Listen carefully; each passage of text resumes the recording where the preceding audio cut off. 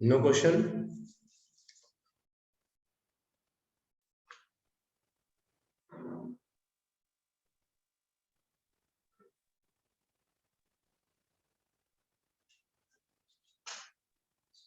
सारे बन गए क्वेश्चन आप लोग से, बहुत अच्छी बात है। तब तो काफी अच्छा पढ़ा रहे होंगे हम, जब सारे बन ही जा रहे हैं तो नया चैप्टर आज ही शुरू कर दें हम। चलिए ठीक है।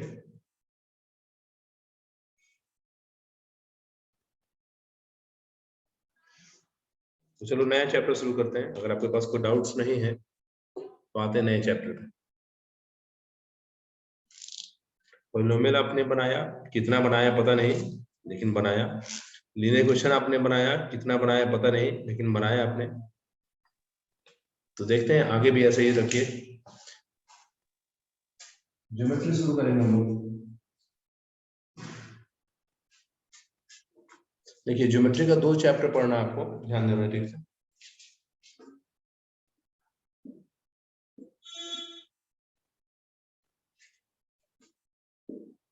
Chapter 1 hello sir. Similar triangle. Chapter 2 tangent to the circle। Chapter 3 में construction.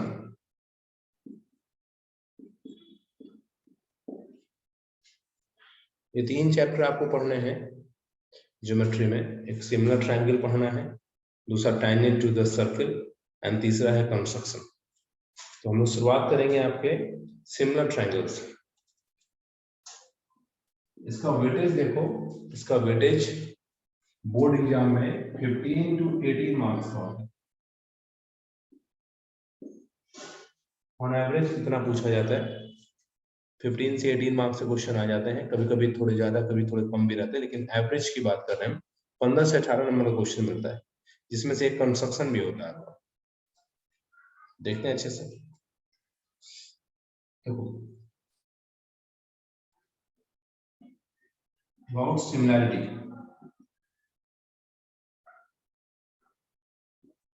Of figures.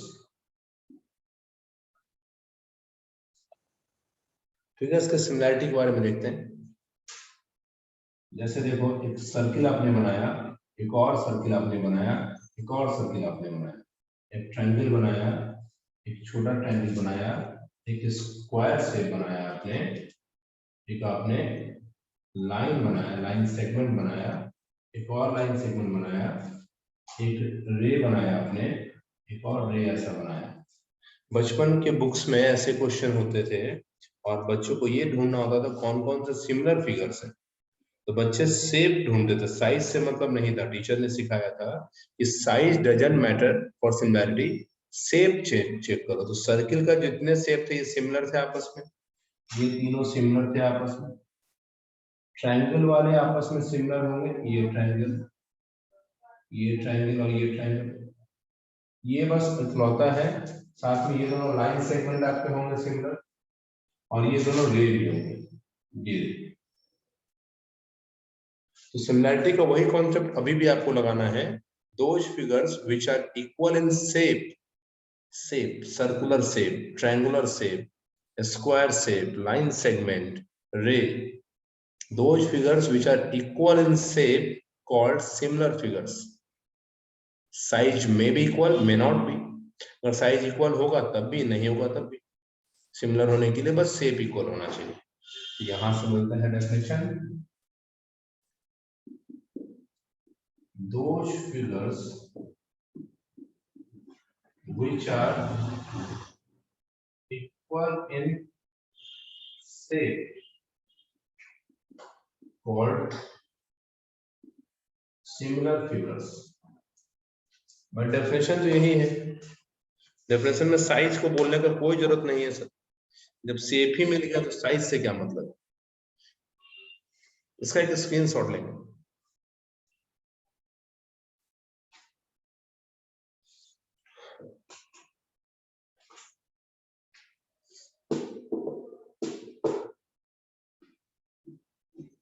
Page number 2 पे आते हैं।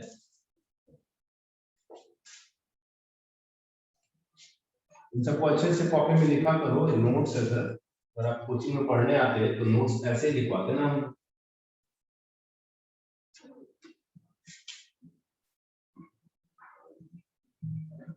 Page number 2।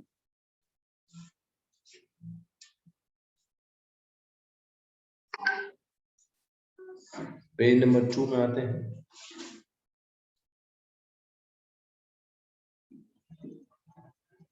नोट पहला,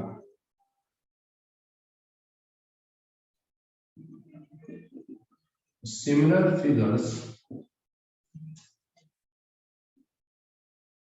may be equal in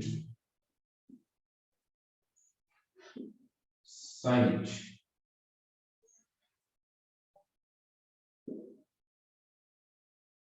similar figure में भी equal in size. Similar figure जो हो तो साइज में इक्वल भी हो सकते हैं, कंपलसरी नहीं कि इक्वल होंगे। बट congruent figures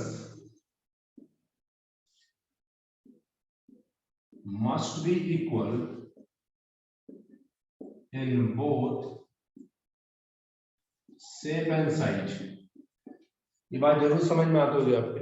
कॉन्ग्रुएंसी आपने 9th में पढ़ रखा है, जितने भी कॉन्ग्रुएंट फिगर्स होते थे वो साइज में भी इक्वल होने चाहिए थे और शेप में भी इक्वल होना चाहिए।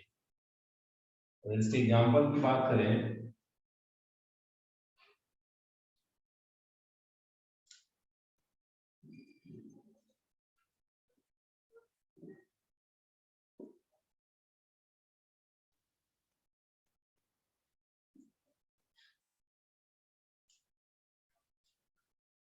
ABC PQR XYZ। तो यहाँ क्या लिखेगा कि अगर ये इसके इक्वल दिखा दे ऐसे हम सिंबल से, तो आप क्या बोलेंगे, triangle ABC, triangle PQR, triangle XYZ, ये तीनों है आर सिमिलर। तीनों सिमिलर है क्योंकि शेप देखना है केवल, तीनों का शेप तो ट्रायंगुलर ही है। Triangle ABC is congruent with triangle XYZ। पहला पॉइंट, दूसरा पॉइंट। लेकिन जब कॉन्ग्रुएंसी की बात करेंगे तो भाई ABC और XYZ ही कॉन्ग्रुएंट होगा आपस में।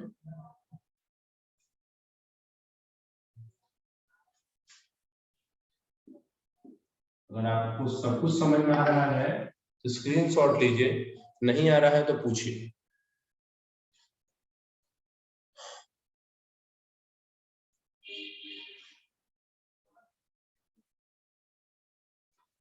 Page number 3।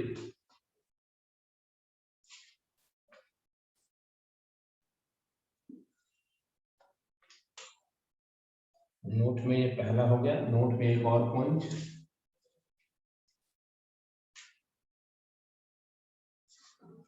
जो कि डायरेक्ट यूज में भी है, हम यूज भी करेंगे इसलिए तो इसको एस्टेरिक मार्क लगा रहे हैं। जब जब एस्टेरिक मार्क लगाएंगे समझना कि इसका यूज आने वाला है, ऐसा कुछ वहां पे आपको याद करवाएंगे। देखो ऐसा कुछ सिखाया था मैंने। All congruent figures must be similar, but all similar figures may or may not be congruent। जितने भी कॉन्ग्रुएंट फिगर्स है सब सिमिलर जरूर होंगे। रीजन सोचो, कॉन्ग्रुएंट बोलेंगे तो सर शेप साइज दोनों मिलना चाहिए, और सिमिलर को तो शेप से मतलब है। तो जब कॉन्ग्रुएंट है तो शेप तो मैच ऑलरेडी कर रहा होगा, तो सिमिलर तो होना ही है। तो जितने भी कॉन्ग्रुएंट फिगर्स हैं सब सिमिलर जरूर होंगे। इसलिए देखो मैंने मस्ट भी लगाया है। बट ऑल सिमिलर फिगर्स में और मे नॉट बी कॉन्ग्रुएंट। अब आपने सिमिलर लिया, मान लो छोटा सा ट्रायंगल, एक बड़ा सा ट्रायंगल ले लिया, तो भाई कॉन्ग्रुएंट तो होगा नहीं। लेकिन आपने छोटा सा लिया ट्रायंगल और एक और उतना ही साइज का एक और ले लिया, अब देखो आपको कॉन्ग्रुएंट भी हो रहा है, सिमिलर भी हो रहा है। अगर आपको समझ में आता है तो रुक जाओ, ठहरो, एक और पॉइंट लिख दे, तब स्क्रीनशॉट लेना। भी देखो एस्ट्रिक मार्क है।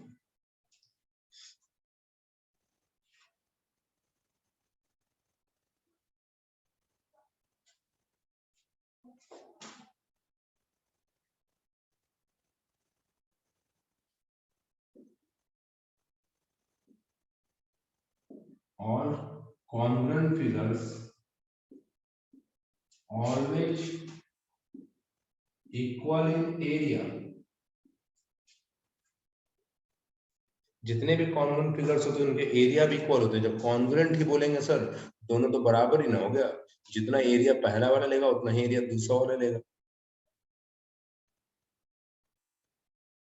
समझते हैं बात? पूजा समझ रहे हैं? Yes sir. तो इसका एक अगर समझ में आ गया तो स्क्रीनशॉट लो, नहीं आया तो पूछो मुझसे।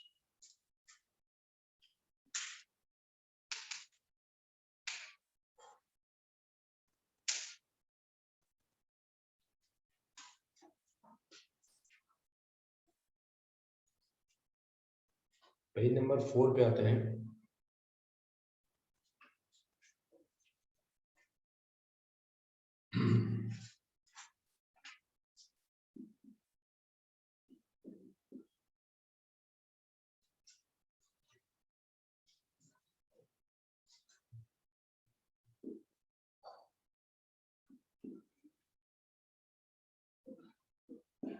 Two polygons are said to be similar if first their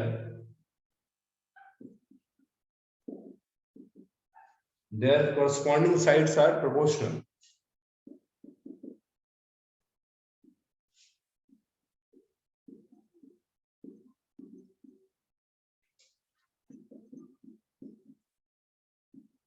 Their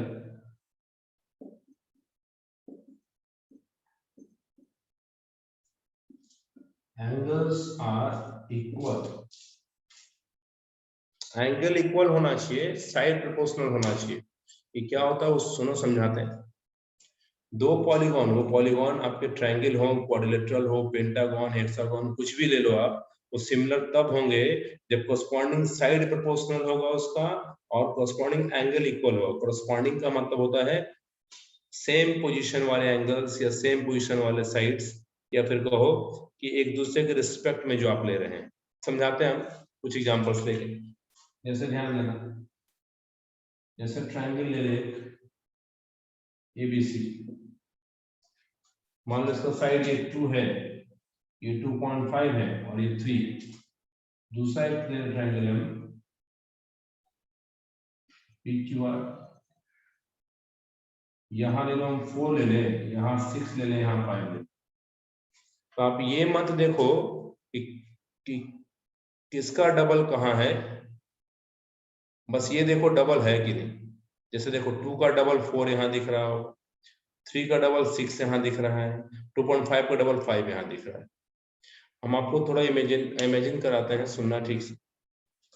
अगर आपने कॉपी पे एक ट्रायंगल बनाया, ठीक है, उस आपने फोटो क्लिक किया उसका, ओके, आपने मेजरमेंट जब बनाया उस समय मेजरमेंट लिख लिया समथिंग ऐसा, आपने फोटो क्लिक किया, फिर मोबाइल से आपने फोटो क्लिक करने के बाद उसको आप जूम किए।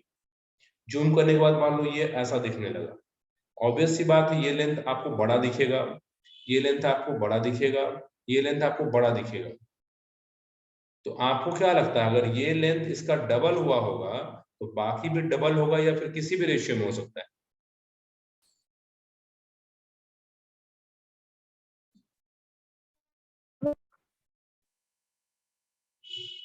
आपके जवाब का इंतजार है।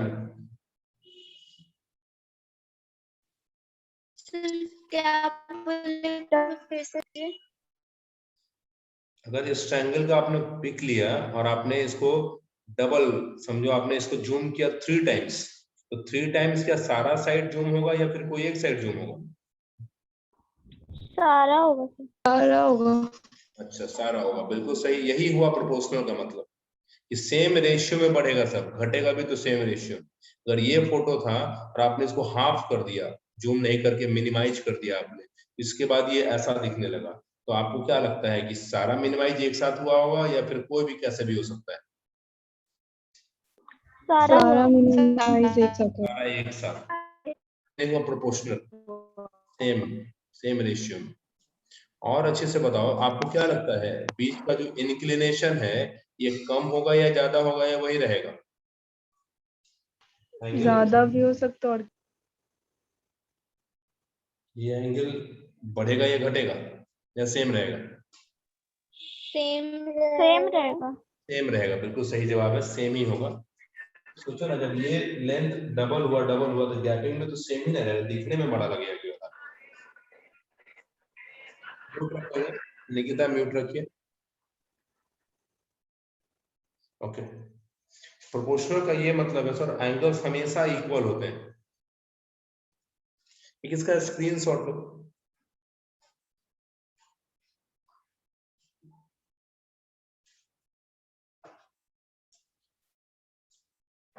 ये दोनों कीवर्ड है, याद रखिएगा, साइड प्रोपोर्शनल होना और एंगल इक्वल होना।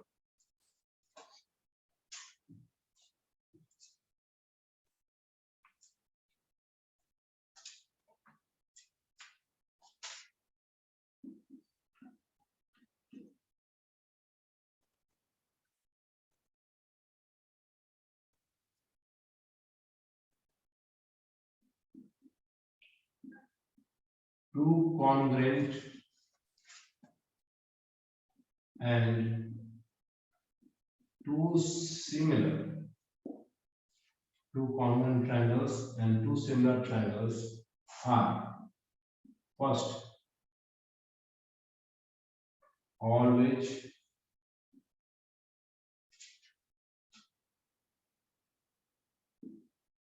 has first corresponding angles are equal.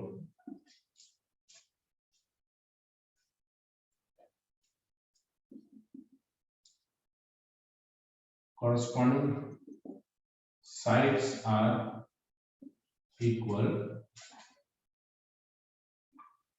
Corresponding sides are proportional. ये होगा congruent triangle और ये होगा similar triangle, both triangles.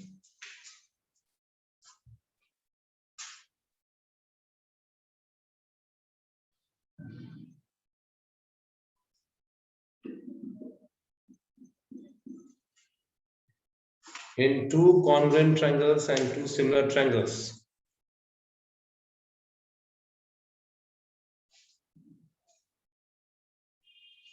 पहला corresponding angles are equal, both दोनों ट्रायंगल में। corresponding sides are equal, बस congruent में। corresponding sides are proportional, similar में। समझते हैं ठीक से? Yes sir. स्क्रीनशॉट लेंगे। देखो, बार बार हम कॉन्ग्रुएंट से कंपेयर इसलिए कर रहे हैं सर, क्योंकि अभी लेटेस्ट आप 9th में वही पढ़ के आए हैं, तो यहाँ पे ये कंफ्यूजन नहीं रहे आपके साथ कि कॉन्ग्रुएंसी सिमिलैरिटी एक ही चीज है या बहुत अलग है। ना एक चीज है ना बहुत अलग है, कुछ मैच करता है कुछ मैच नहीं करता है। कॉन्ग्रुएंट ट्रायंगल्स में एंगल्स इक्वल हुआ करते थे, सिमिलर ट्रायंगल्स में भी एंगल इक्वल हुआ करेंगे। कॉन्ग्रुएंट ट्रायंगल्स में साइड्स इक्वल हुआ करते थे, लेकिन सिमिलर ट्रायंगल में साइड्स प्रोपोर्शनल हुआ करेंगे। एक मैच करता है, एक मिसमैच है।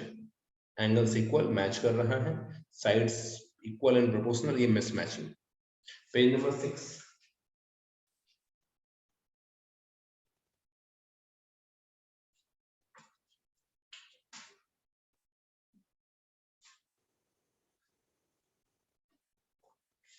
पेज नंबर 6 पे आते हैं।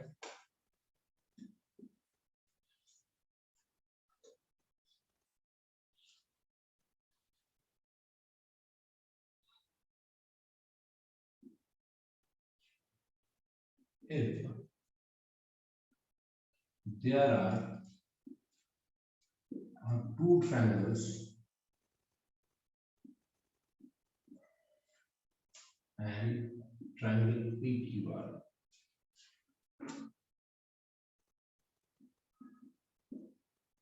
such that AB by PQ, BC by QR, AC by PR, angle A, angle P, angle B, angle Q, angle C, angle R.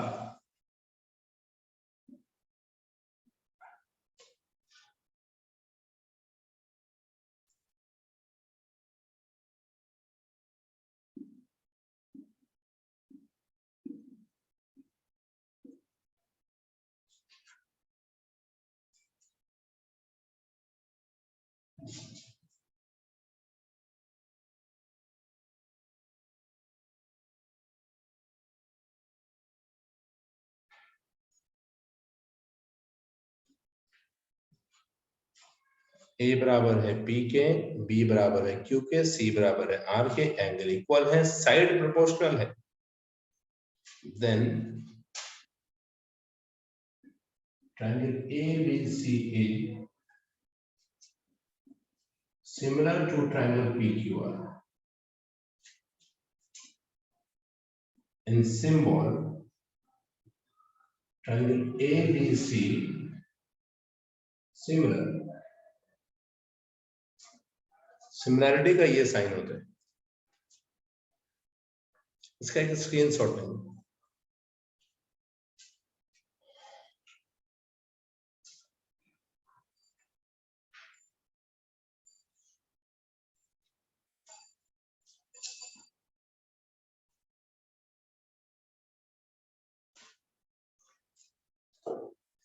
कुछ पूछना तो पूछिए इसमें, अदरवाइज आगे बढ़ेंगे।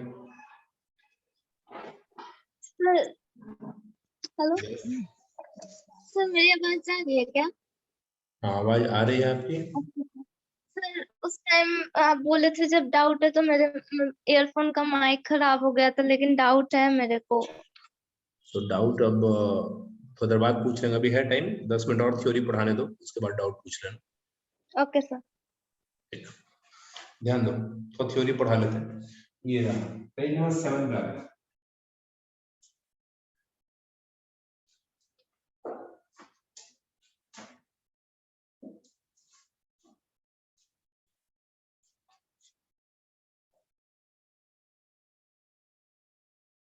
triangle ABC, triangle PQR, triangle ABC, triangle PQR। देखो इस shape को देखो ठीक से, इस सिंबल को, सॉरी, इस सिंबल में दो चीज छिपा है, एक ये पार्ट और एक ये पार्ट। ये डिनोट करता है शेप को और ये डिनोट करता है साइज को। यही रीजन है कि कॉन्ग्रुएंसी में शेप साइज दोनों की बात करते हैं, जबकि सिमिलैरिटी में हमने डेफिनेशन में लिखा है बस शेप से मतलब है हम लोग को, इसलिए केवल यही साइन यूज करते हैं। रीजन है, इसको समझा करो ठीक से। ऑल इज शेप, बस शेप इक्वल हो जाने से सिमिलर हो जाता है, जबकि कॉन्ग्रुएंसी में शेप और साइज दोनों इक्वल होगा तभी कॉन्ग्रुएंट करते हैं। इसको भी समझिए ठीक से कि भाई ये शेप है और ये साइज को डिनोट करता है, और सिमिलैरिटी को केवल शेप से मतलब है, इसलिए यही उठ के यहां चला जाता है। एक इसका स्क्रीनशॉट लेंगे।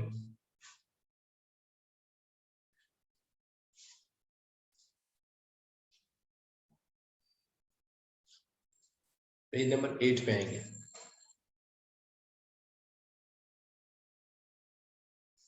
रीजन समझा करो, साइंस मैथ में रीजन होते हैं, सीखना चाहिए।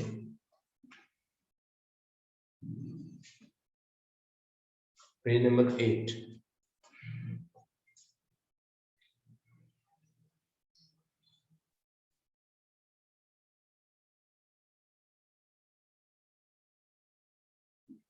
if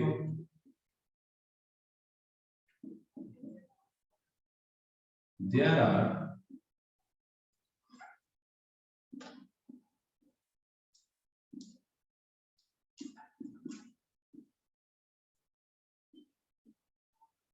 are two complementary statements. Complementary मतलब होता है एक दूसरे का पूरक, एक के बिना दूसरा अधूरा, ऐसा कुछ। वो देखो स्टेटमेंट क्या है।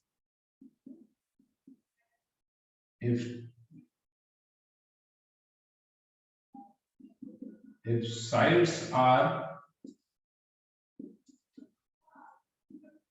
proportional, then angles are equal.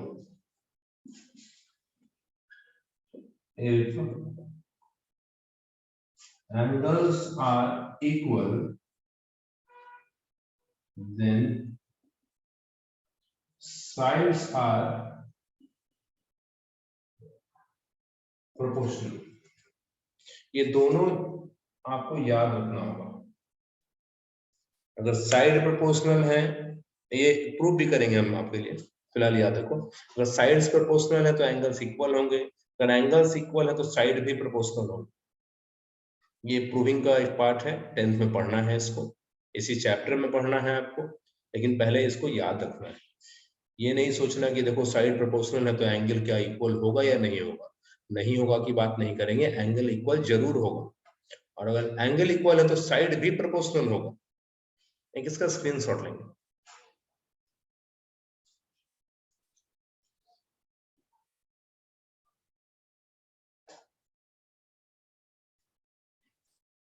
Page number 9 पे आते हैं।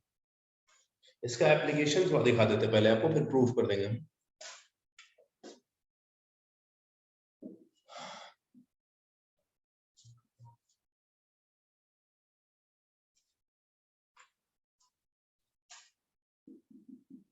A triangle ABC similar PQR, then देखो हम क्या सिखाना चाहें।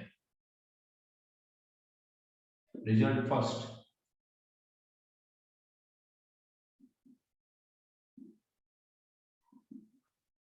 अगर आपको दे दे कि इसका साइड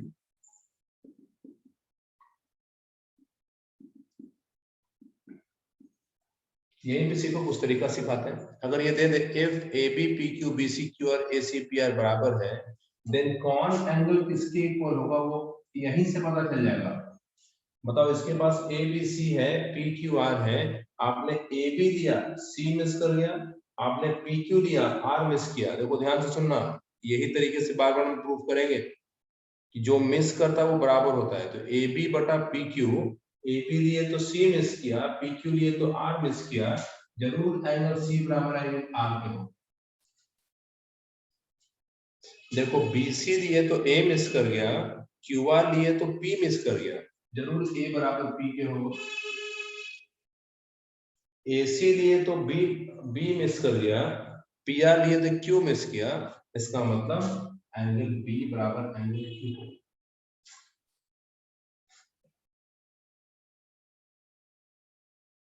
रिजल्ट फर्स्ट चाहिए, रिजल्ट सेकंड में देख लेते हैं, इधर है थोड़ा जगह।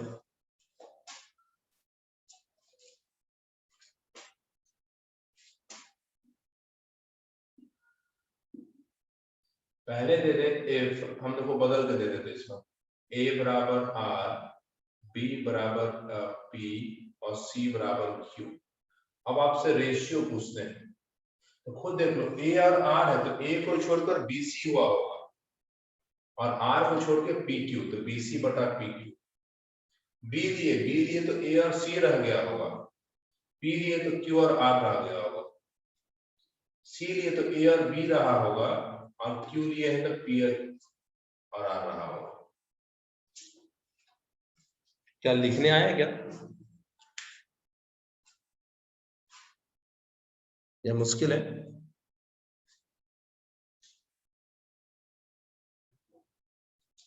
समझे, जो मिस कर रहा है वो एंगल बराबर होगा, जो मिस कर रहा है यहाँ पे वो साइड प्रोपोर्शनल होगा। यही वो दो स्टेटमेंट हम लिखे इसके पहले।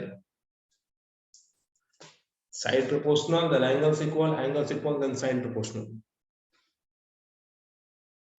किसी को प्रॉब्लम है तो पूछो इसमें कि सर फिर से बताइए या कुछ भी।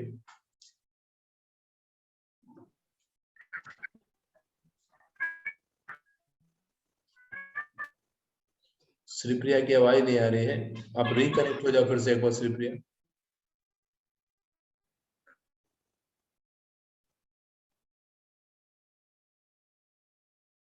इसका एक स्क्रीनशॉट लेंगे। पूजा ये समझ में आ गया खुद से आपको? Yes sir. गुड। और भी बच्चों को, राधा, संजना, तान्या, निशांत, कनिष्क, संजना आया? गुड। ये प्रैक्टिस का पार्ट है सर, ये बार बार आएगा, देखना ना, अभी इतना बार आएगा ना कि आप ऐसे कहोगे तो आदत सा हो गया। देख लेते हैं, एक दो एग्जाम्पल और लेके देख लेते हैं। ये शिवप्रिया क्या बोल रही हैं आप? पेज नंबर 10 पे आते हैं।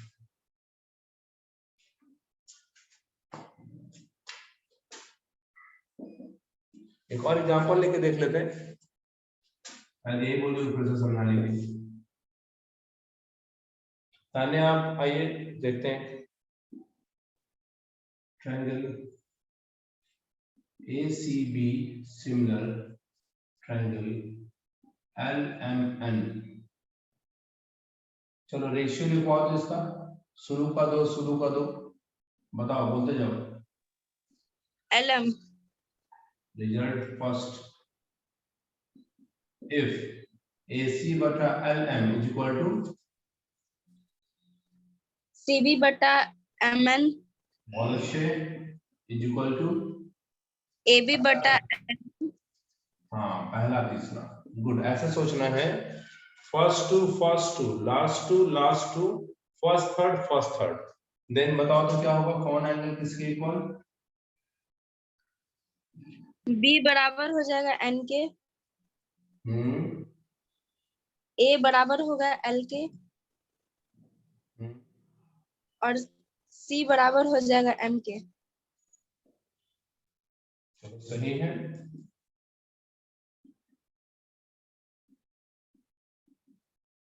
इधर बॉयज में कनिष्क आप आइए, देखा जाए। अगर हम बोल रहे हैं Yes, sir. if angle A बराबर एंगल N, एंगल B बराबर एंगल L और एंगल C बराबर एंगल M, देन रेशियो बताओ तो क्या होगा? So CB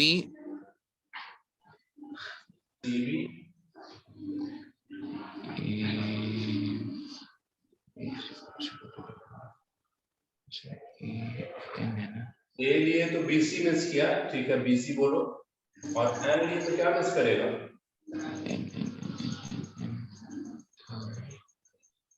So LM. Good, आगे बढ़ो। B लिए क्या मिस किया? So B AC AC, और N AC लिए क्या मिस किया? MN. बहुत अच्छा, MN।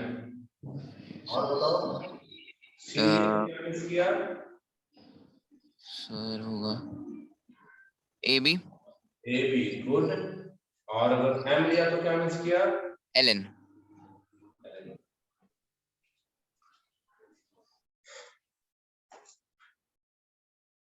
देख लो भाई, पूरा सिमिलैरिटी इसी पे घूमेगा, नेमिंग पे। अगर समझ में आता है तो स्क्रीनशॉट लो, नहीं आता तो पूछो, ये कहो कि सर हमसे भी एक एग्जांपल ट्राई कराइए, हम भी सीखना चाहते हैं।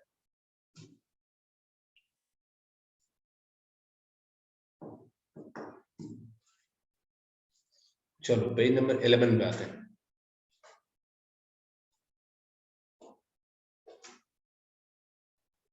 लास्ट पेज पढ़ा रहे हैं, फिर आपके डाउट्स को लेंगे हम।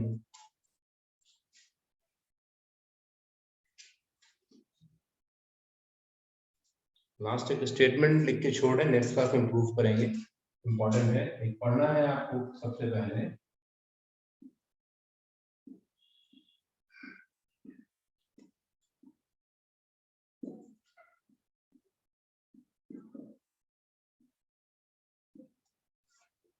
बेसिक प्रोपोर्शनलिटी थ्योरम, नाम ही देखो बेसिक से है, इसका मतलब इतना है, मानिए जितने भी ज्योमेट्री में थ्योरम पढ़ने हैं उस सब में इसका यूज होना है या इसकी मदद से बनना है। ये अपने पहले पहले लेवल से फेमस है, ये बीपीटी नाम से फेमस है। ये बीपीटी पूछा था, बीपीटी क्या है या बेसिक प्रोपोर्शनलिटी थ्योरम क्या है। इसको जिन मैथमेटिशियन ने दिया था उनका नाम थेल्स था, इसलिए थेल्स थ्योरम भी कहते हैं इसे। बीपीटी नाम लीजिए या फिर इसका थेल्स थ्योरम नाम लीजिए। बात देखिए, सबसे इंपॉर्टेंट थ्योरम होता है सर, स्टार्टिंग में पहला थ्योरम यही पढ़ना है आपको। थ्योरम नंबर फर्स्ट कर सकते हैं इसको, इसका स्टेटमेंट दे देते हैं हम, नेक्स्ट डे इसको प्रूफ करेंगे। एक तो सबसे इंपॉर्टेंट बात, ओनली एप्लीकेबल फॉर ट्रायंगल। याद रखना है कि थेल्स थ्योरम हो या बीपीटी हो, बस ट्रायंगल के लिए एप्लीकेबल है ये, ना तो क्वाड्रिलेटरल, ना पेंटागन, ना हेक्सागन, ना सर्किल, कहीं नहीं आएगा ये। इसका स्टेटमेंट देखो क्या है,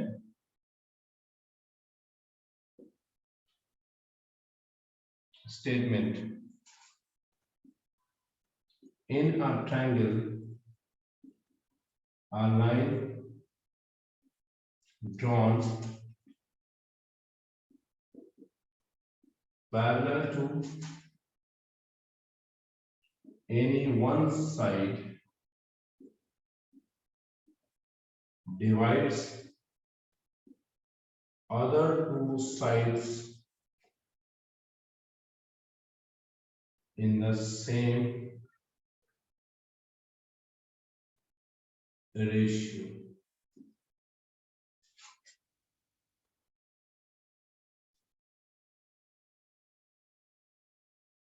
In a triangle, a line drawn parallel to any side, any one side divides other two sides in the same ratio.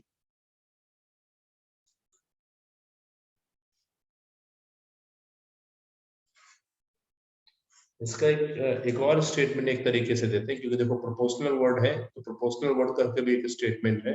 आप इसका एक screenshot low,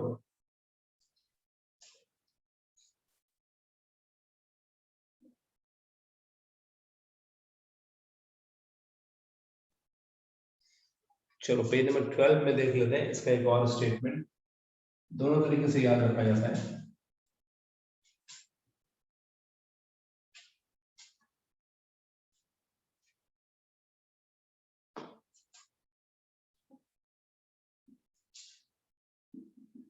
In a triangle, a line drawn parallel to any one side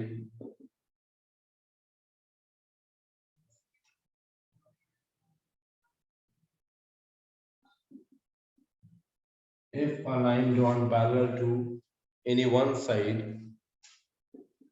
then other two sides are proportional. एक side के parallel आपने draw किया तो बाकी automatic दोनों साइड जो होंगे वो प्रोपोर्शन सेम साइड प्रोपोर्शनल हो जाएंगे। In a triangle, if a line drawn parallel to any one side, then other two sides are proportional. ये है क्या, समझ के देखते हैं, देखना ठीक से। देखिए एक ट्रायंगल लिया हमने और एक पैरेलल लाइन ड्रॉ कर दिया ऐसा। मैंने देखो लाइन वर्ड बोला है, लाइन है मतलब कि भाई काटेगा ही काटेगा, बाकी देखो लाइन सेगमेंट तो है नहीं, और ये पैरेलल है। मान लो ये डी पे काट रहा है और ये ई पे काट रहा है, तो आपने ड्रॉ किया है बीसी के parallel. Here DE parallel to BC, then by BPT result first। Total सुनो 6 रिजल्ट होंगे, 6 रिजल्ट। लेकिन सब एक ही जैसा। अब बताओ सेम प्रोपोर्शन में है, मतलब देखो अब ये ए बी नहीं रहा, दो पार्ट में है ये, कुछ AD का पार्ट है, कुछ DB का पार्ट है। ये AC नहीं रहा, दो पार्ट है, कुछ AE है, कुछ EC है। तो इधर का देखो AD बटा DB, नकल उतारो उस तरफ, बताओ क्या होगा। AE by EC। बहुत अच्छे, AE by EC। Result number second, आपने बोला सर AD बटा DB और AE बटा EC, तो रिजल्ट सेकंड में तो कोई उल्टा भी कर सकता है। नहीं सर, हमको माने पहले BD ले ले, बाद में DA लेंगे। इधर क्या लेंगे, CE by EC by DA। AE। हाँ नहीं, जैसा नकल उतारना बिल्कुल सर। जब B से D चले और D से A चले, तो यहाँ भी C से E बोलना, देन E से A बोलना है। BD बटा DA, CE बटा EA।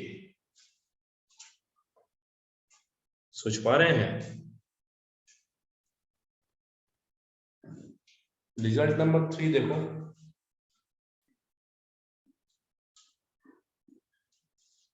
अब देखो, अब मन किया कि नहीं हम एक काम करते हैं, AD ऊपर ले लेते हैं, अब पूरा AB नीचे ले लेते हैं।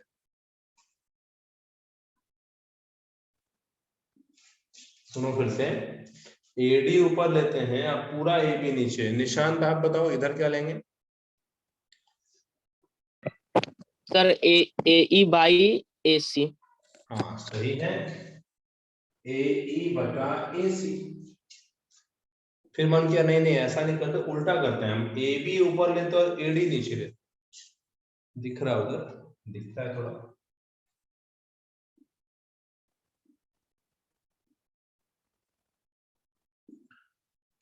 AB के नीचे AD। श्रीप्रिया आप बताओ, अगर हम AB ऊपर ले लें और AD नीचे, तो इधर क्या लेंगे।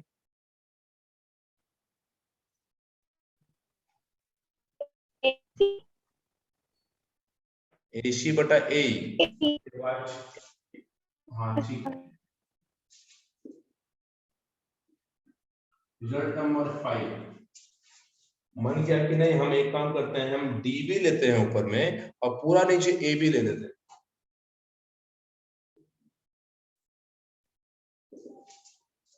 देखो DB लिए हैं पहले, पूरा AB लिए हैं। राधा आप बताइए क्या लेंगे इस तरफ। EC by AC। हाँ EC बटा AC।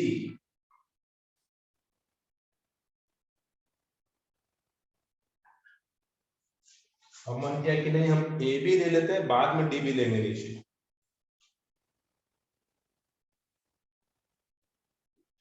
निकिता आप बताइए, अगर AB के नीचे DB, इधर क्या होगा।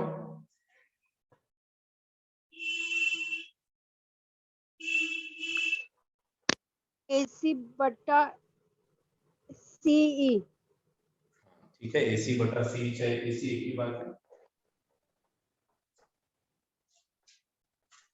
सारे बच्चों को रेशियो समझ में आया, सेम 6 रिजल्ट। Yes sir. एक स्क्रीनशॉट लीजिए इसका। आइए नेक्स्ट क्वेश्चन कौन पूछ रहे हैं, आज का थ्योरी यहीं तक रहने दो। इसमें संजना आपके पास सवाल है, पूछिए फटाफट। यस सर, बोले पहले स्क्रीनशॉट ले लो जल्दी से इसका। सर, ले लिए। सब बच्चों ने ले लिया है, ओके। हाँ बोले। Students of a class are made to stand in a rows. If one student is extra in a row, there would be 2 rows less. If one student is less in a row, there would be 3 rows more. Find the number of students in a class. आइए पहले कुछ कहानी सुनाते हैं, हम सुनना ठीक से। जैसे आप क्लासरूम में आते हैं और जैसे देखो हम पीछे बैक कैमरा से आपको नहीं, लेकिन इमेजिन कराते हैं अच्छे से। देखो ये जो सीन है, मान लो बेंचेज ऐसे है, इस पे एक बच्चा यहाँ बैठा है, एक यहाँ, एक यहाँ बैठा है, और ऐसे से 4 बेंचेज हैं, हर एक पे 3-3 स्टूडेंट। तो ये जो हॉरिजॉन्टल पेन रख रहे हैं इसको रो बोलते हैं। First row, second row, third row, fourth row. Each row में 3 स्टूडेंट है, ऐसे ऐसे 4 रोज हैं। बताओ तो नंबर ऑफ स्टूडेंट कितने हो गए?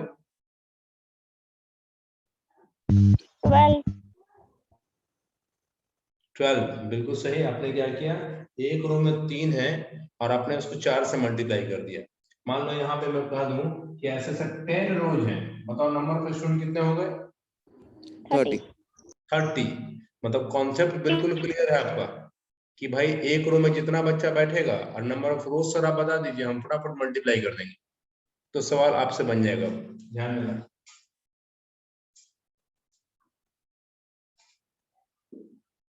Late number of rows in class equal to x, number of students in a row equal to y। देखो a row लिखे हैं एक रो में, therefore बताओ क्या होगा टोटल नंबर ऑफ स्टूडेंट्स, कैसे निकालेंगे? एक रो में y स्टूडेंट है और ऐसे ऐसे x रोज हैं। क्या किया था आपने अभी? Sir x into y। x into y। बहुत अच्छे, मल्टीप्लाई किया ना, बहुत अच्छा। अब अकॉर्डिंग टू क्वेश्चन पहला लाइन पढ़ो क्या है? If one student is extra in a row, there would be 2 rows less. हाँ, सुनना सब ठीक से। एक स्टूडेंट एक्स्ट्रा बढ़ गया है और 2 रो कम हो गया है। नंबर ऑफ रोज अब कम हो गए, x-2 हो गया और number of students in a रो बढ़ गया। ये y+1 होगा, यस और नो? Yes sir. सब लोग देख लो ठीक से भाई, रोज तो कम हो गया अब, लेकिन नंबर ऑफ स्टूडेंट तो एक बढ़ गया। पहले एक रो में y स्टूडेंट बैठता था, अब एक ज्यादा बैठता है। Therefore, total number of students तो निकालने का तरीका अभी भी सेम रहेगा, इन दोनों को मल्टीप्लाई कर देंगे।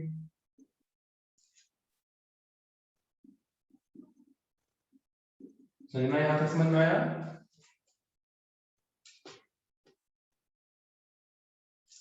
नहीं आया? ऑल्सो चलो आगे। एक और लाइन बोलो, नेक्स्ट लाइन पढ़ो। If one student is less in a row, there would be 3 rows more.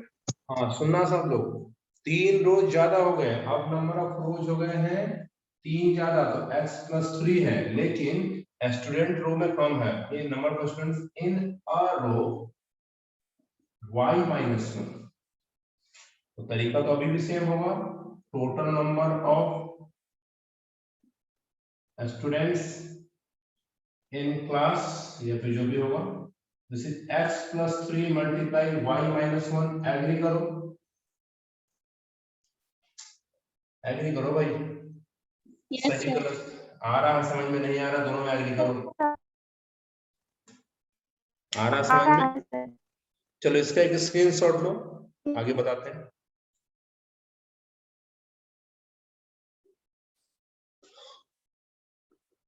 लिया इक्वेशन फर्स्ट सेकंड थर्ड को देखो, ये भी नंबर ऑफ स्टूडेंट, ये भी नंबर ऑफ स्टूडेंट, ये भी नंबर ऑफ स्टूडेंट। समझो बस उसी क्लास के बच्चे को घुमाया जा रहा है। तो भाई बच्चे तो उतने ही ना है, उन्हीं को कभी रो में कम, कभी रो में ज्यादा, कभी कॉलम कम, कभी कुछ ऐसा हो रहा है। इसका मतलब ये तीनों आपस में इक्वल होगा या नहीं? यस और no? Yes sir. Yes sir, good. Page number 14।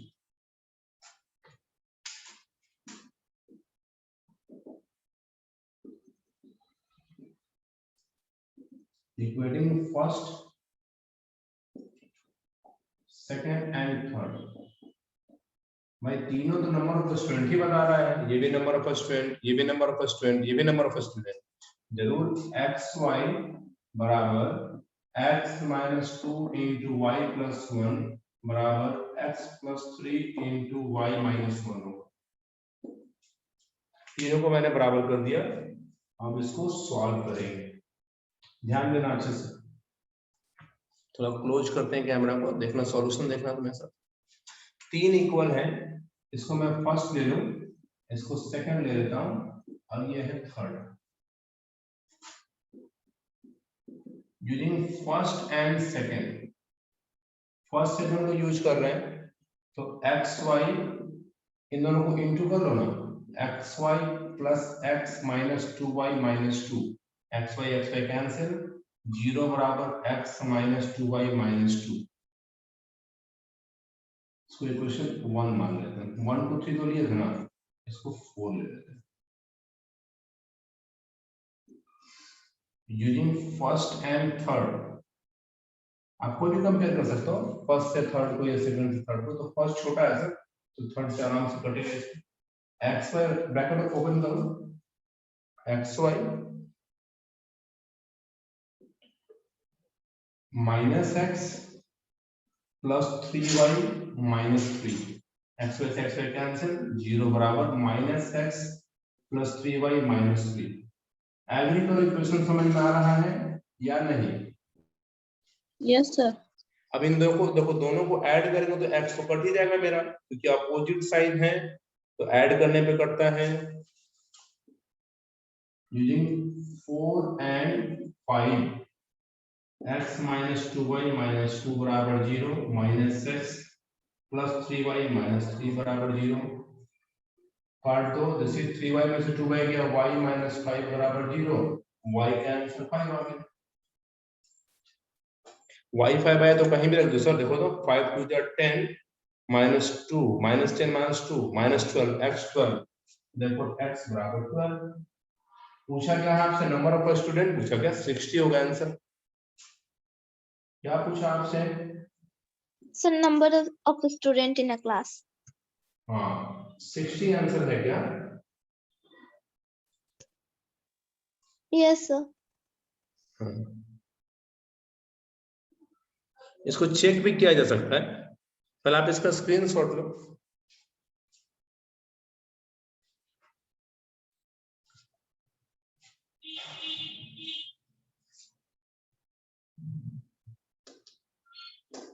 चलो चेक करके दिखाते हैं गलत सही कैसे।